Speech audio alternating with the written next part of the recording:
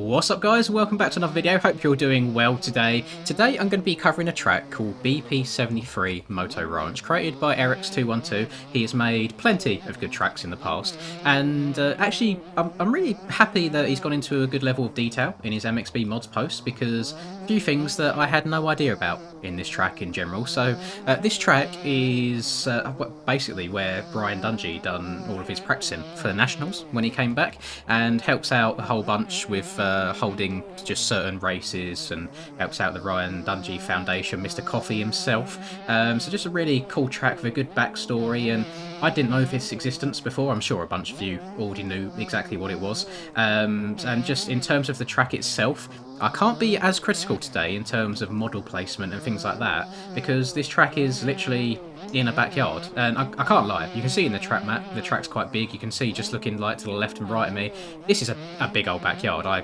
am so jealous. I can only, this would be my end goal in life, is to have some land outside the back of my house that is this big, just to slap a track into. Now, I'm not letting you guys down for a change. I have actually run a lap or two of practice before pressing the record button, so I somewhat know where I'm going. And when I looked at the pictures of this track on MXB mods, I didn't see anything that looked overly challenging in terms of just like jump scaling.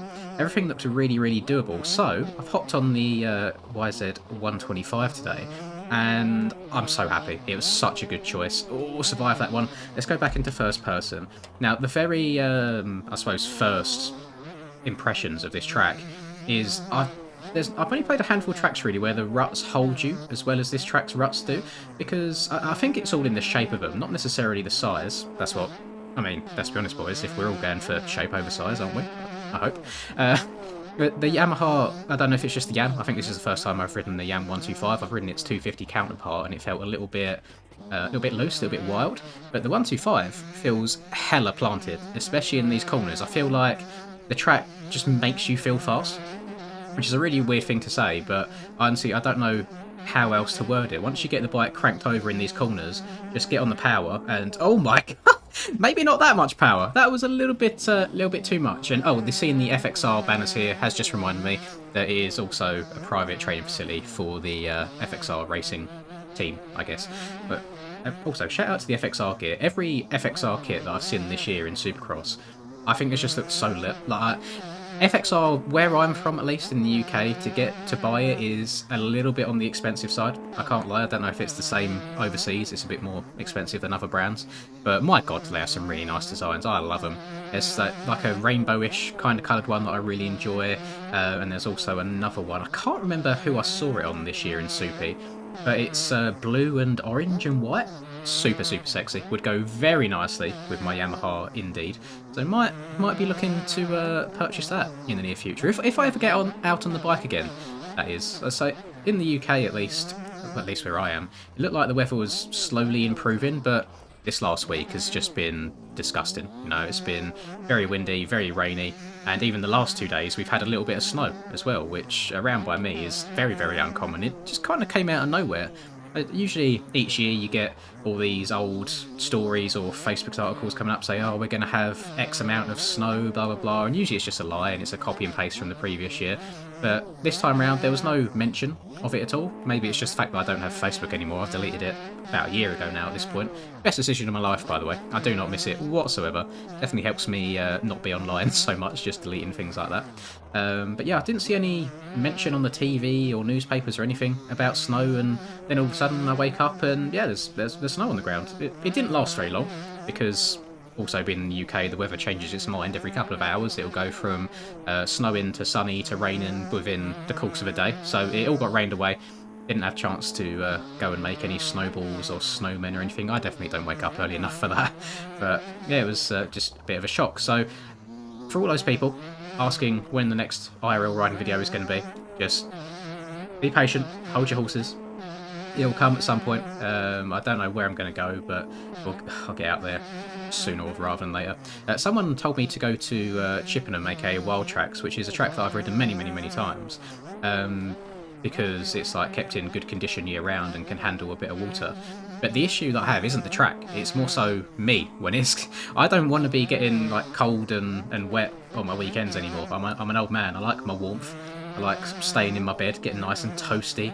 But one thing I am excited to try out and just see how my arm and just body feels in general is, since I've now been exercising a good amount and I feel much healthier just in day-to-day life, you know, like I don't feel as lethargic, and getting about just feels a hell of a lot easier. I'm interested to see how that translates over into the riding. Now, I know that there is zero substitute for bike time and bike fitness. That is king above all. My arms are probably still going to go within 2 laps. I mean, that arm pump is a very cruel mistress, something that I've always struggled from a lot because I don't grip the bike with my knees as much as I should do. Something that I can definitely make conscious efforts to improve on, which I probably should do next time I go out, actually. But I'm excited to get out on the bike again. I'd love it, and I'd love to go out with Charlie as well, get a little bit of dual GoPro action for you, so you don't just get it in game, you get it IRL too. And yeah, just watch this space. As soon as I go out, you guys will 100% see it. I think I need to try and find my GoPro. Actually, I don't know where it's been hiding since last time I used it. I have not like accidentally found it whilst clearing out drawers or anything like that. So I hope I can find it. It's a bloody expensive bit of equipment to go missing. And yeah, the only reason I ever got that in the first place was to show the videos to you guys, and I don't think it's got its worth back yet. So yeah, more on the horizon. Watch out. Watch this space. Now you can see, as I'm ripping laps around here, there's only like 1 or 2 jumps really I'm having to stretch out on the 125, which is, I don't know. I don't know if this Yami just feels super fast, or if the track scaling is on the slower side of things, because Eric's did say that this track was made for, I'm guessing he was quoting IRL more than in-game, made for like the beginner-ish level types of riders just to go and spin laps on. But in-game, I would argue it's exactly the same thing, and it is a free track too, so if you're one of them people that are newer to the game, not kind of sure what track to go to next, maybe you're bored of riding Forest and Club and tracks like that all the time, then go and give it a go. I'll leave a link to it down in the description, as I always do, and just experiment with what bikes feel nice to you. I mean, I think because I am like a slightly higher rated player, I guess you could say, on this game, the riding 125 around here also feels fairly straightforward. But if you are newer, maybe you're a little bit slower, you can't carry as much corner speed, or you struggle getting over jumps, then just go up a little bit, you know, go to, or even go through one of the weird bikes like the TM144, or alternatively go for the standard 254 strokes and 450s if you need to as well. I think it's a really well built track. Let me just have a quick look over here. How long is it? I don't think he's said how long it took him really to put all together. No, he hasn't mentioned it at all. But yeah, no idea how long he's taken to build this. But it's one of them tracks that it's not like if I was scrolling through a list of tracks and I saw this, I'd be like, oh my god, I need to download this right now. But I'm very glad I did, because once you're on it and you're spinning laps, it's just a really chilled track to run laps on. And I suppose that does mimic the IRL a little bit, is just go there, put your laps in, put your motos in, and get better and improve, really. And I don't think we've seen an Eric's track for a while now. I think the last one of his I covered, I think it might have been the 212 Raceway on the MX Bike Shop. Actually, it was quite a long time ago at this point.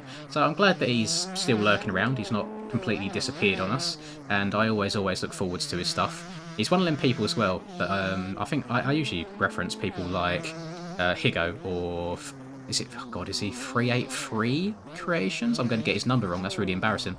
Either way, it's these sort of creators that I've kind of seen their starting points and each track as they progress as track makers and just get better and better. And this one's also really fun and just super enjoyable all round, so really good job. Usually, I mean, like the decals on this track are really nice too. Not too bright, not too dark, really nice. I'm running 1 erode, I believe it is, right now, and it's not getting super deep by any means, so if you are someone that prefers your tracks to get a little bit rough, a little bit chewed up, then definitely crank the erode up a bit more than I have. I think if you subdue this online with like 40 or so riders, then maybe 1 is that sweet spot when you've got more than just yourself ripping around the track. Now I've had a few like controversial opinions on the 2-stroke so far. I think that the TM144 in the MX3 category is just a joy to ride, really nice, really powerful, handles well. I've tried a couple of the 252 strokes out. The Yamaha power-wise feels okay. However, I've noticed I think it's got the sharpest front brake known to mankind. Like the second I touch my brakes, it tries tucking the front end and spitting me over the bars. KTM 250 I found really doesn't want to turn at all. It does feel like a little bit of a tank in the corners. So to hop on the YZ125, which is a bike I also own IRL, not as new by any means. It is a 2008 as opposed to 2023 that we are rocking right here, but this feels so nice, like super planted. It doesn't do anything unexpected in the corners, which is always nice. I do much prefer my bikes to just feel more stable than anything. If they're a little bit slower, then I really don't mind.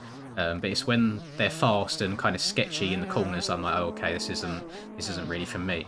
So if you're looking for a nice, easy bike to kind of work your way up, or just to challenge yourself a little bit, definitely go down the Yami route. Nice, comfortable bike, and I feel like that speaks true to most of the Yamis in this game. I mean, we had the Beta 18.1B OEM update, but I still think the Yamaha is leagues above everything else. I was having this conversation with Hurls in Discord, text Discord in the MX Bikes main Discord the other day, and it was just kind of along the lines of, since the update, there's a whole bunch of bikes that are good. However, the Yamaha just does everything better, which is why I still think you're going to see a whole lot of blue in all of the racing on the 450 side, that is. Because you've got bikes like the Kawi, the KTM, the Suzuki. They all do things well, but none of them do anything better than the Yamaha, I don't think, and especially when it comes to Supercross.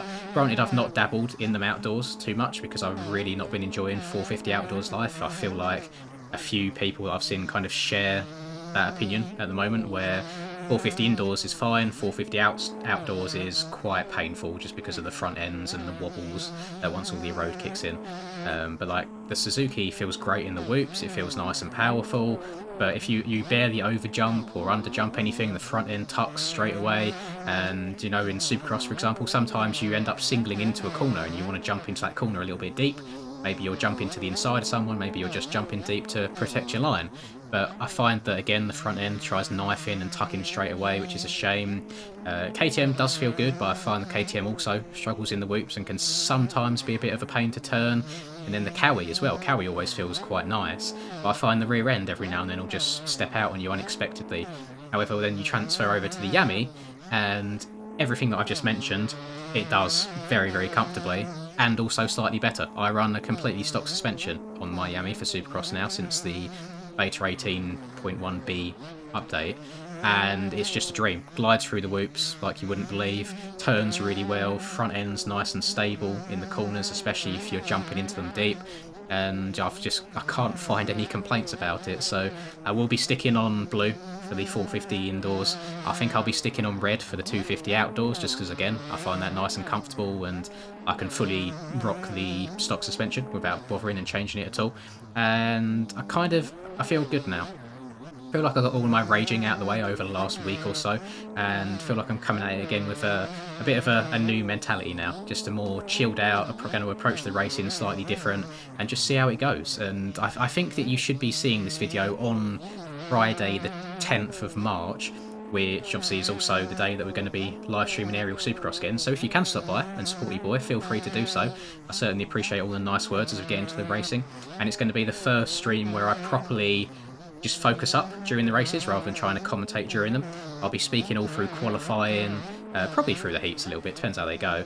Then when the gate drops for that main event, I'm going to force myself to go dead silent. I might even mute my microphone, and then I'm going to hide the stream that I have on my other monitor too, so I can't even see it. So I'm just in the zone, focused, racing, trying, and we'll see how it goes. It's either going to go two ways. I'm either going to do better than I ever have, or it's going to go absolute tits up, and I'll probably do worse than I ever have. So we'll see. I'm in second place right now in the 450 Supercross Championship. Steele's had a bit of a rough week last week at Daytona, so gave me P2. I don't know by how many points.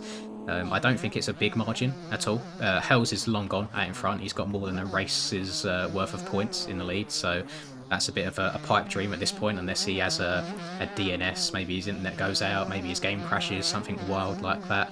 I think he can kind of rein it back a bit now and just survive to the end of the season.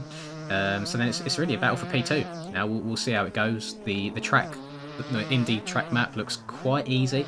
I've seen Reaper Doc's lap that he does on the 250 and 450 as a preview today, on Thursday when I'm recording this, and it doesn't look like there's going to be any major sections to separate people on. I think the racing's going to be very close, the start's going to be super important, and I'll just cross my my fingers and my toes as well at the same time, and hopefully it all goes really, really well.